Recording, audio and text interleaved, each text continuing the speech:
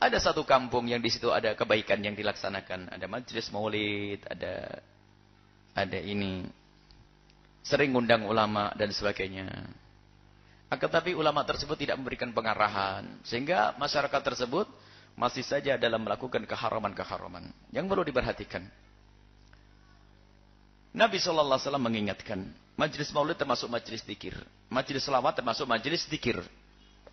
Manfaatnya sangat besar. Ingat, majelis maulid adalah majelis termasuk majelis zikir.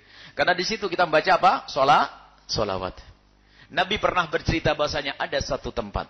Nabi Muhammad melihat dua halakoh. Yang pertama adalah halakoh zikir, yang kedua adalah halakoh ilmu. Nabi menyanjung, dua-duanya adalah bagus. Majelis maulid adalah bagus. Majelis ilmu adalah bagus. Akan tapi aku lebih senang dengan majelis ilmu. Dan kami himbau supaya tidak zalim.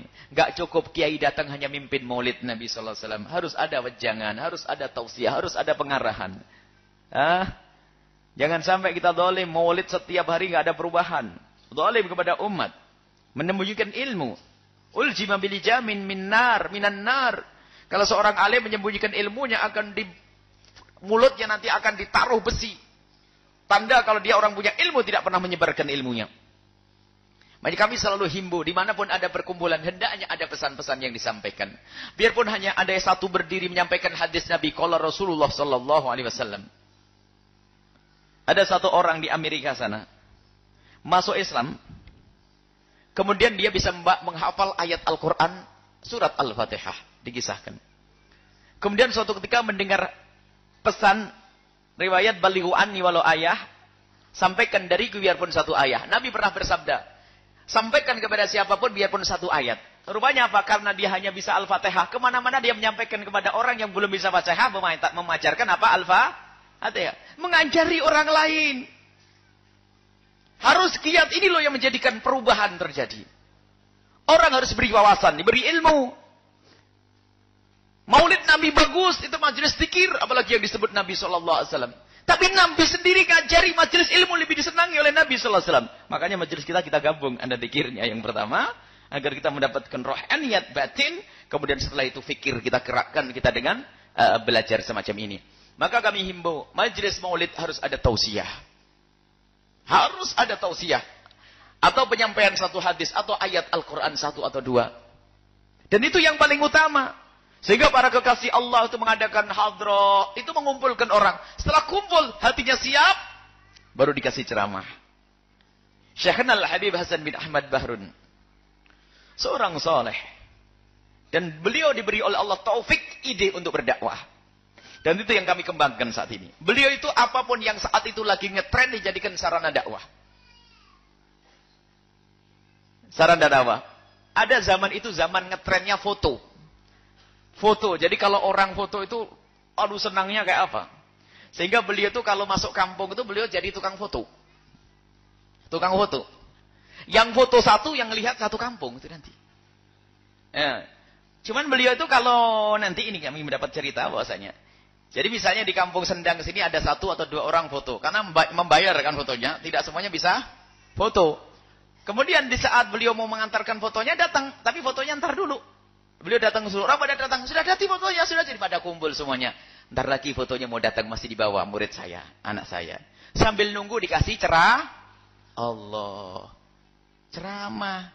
Foto saja jadikan sarana ceramah. Makanya jangan sampai yang punya sambung sanad ilmu dengan Habib Hasan bin Ahmad Bahrun harus punya ide perkembangan dakwah. Setiap ada perkumpulan masukkan dakwah. Ceramah sampai belum memberi nama pondoknya Darul Qawat Dakwah.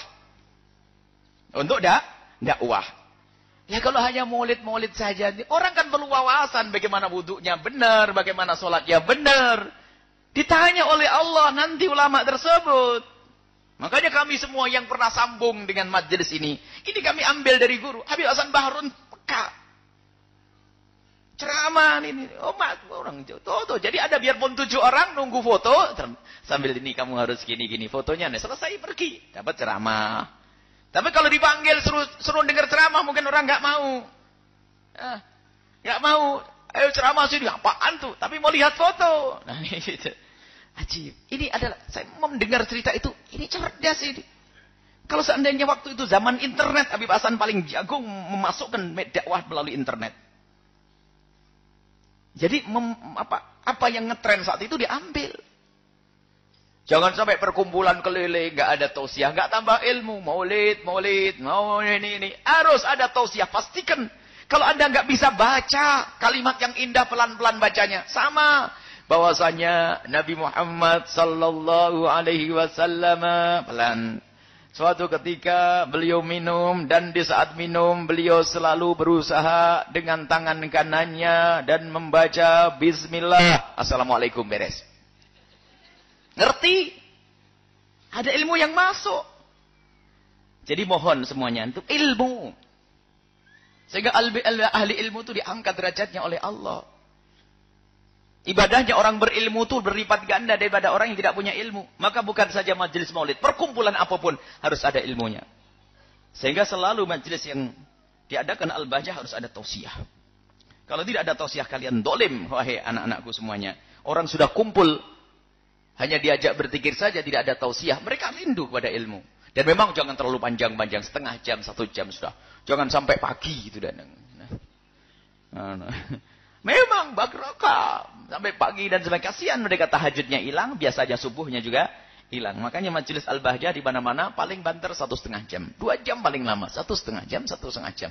Cuman kadang kalau sudah majelisnya orang itu ada mukaddimah sama muakhorahnya, mukaddimah sama ujung mukaddimahnya panjang, ini panjang, jadi orang capek. Giliran usahanya ceramah tinggal ngantuk ini. Nah, kita pengen, makanya program kita pengen benar-benar ditangani dengan serius, jangan lama-lama. Nabi melarang lo lama-lama. Sudah kita baca hadis sebelumnya. Nabi melarang ceramah lama-lama. Itu orang tidak bisa mendengar itu. Akhirnya memuntahkan hidayah itu. Nanti gak suka, terlalu lama. 45 menit, 1 jam. Nah, makanya pengajian kita tadi hanya 45 menit sampai kurang lebihnya 1 jam. Selebihnya ngobrol. Ini kan ngobrol. Ini. Jadi jangan terlalu lama-lama, wahai anak-anakku semuanya. Dan ingat, semua perkumpulan hendaknya kamu berusaha untuk memasukkan pesan-pesan Allah dan Rasulullah, para ulama dakwah. Jadi seperti itu.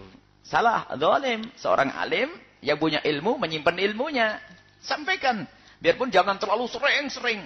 Nabi sesaat-sesaat. Agar ada kerinduan. Jangan dikit-dikit ceramah. Sini ceramah. Sini ceramah. Sini. Nah, jenuh dengan ceramah.